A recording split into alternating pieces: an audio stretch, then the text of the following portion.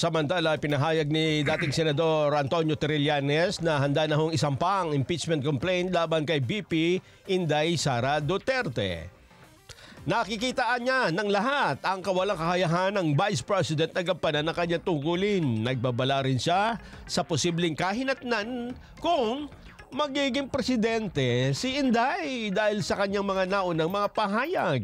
Habang naharap si VP Sara sa mga legal cases, ang kanyang posisyon bilang Vice President man ay nalalagay din daw sa presidential line of succession.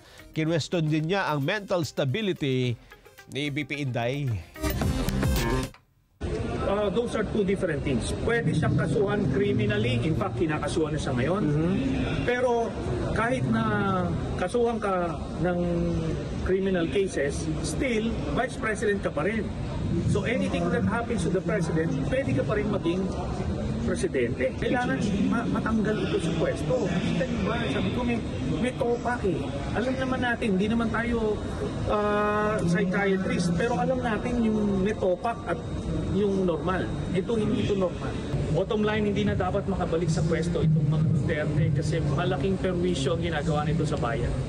Personally, hindi kayo mag-initiate ng impeachment case? Basta abangan na lang po natin kung sino yun. Anyway, bottom line, ma-file yun. Hopefully mag-succeed.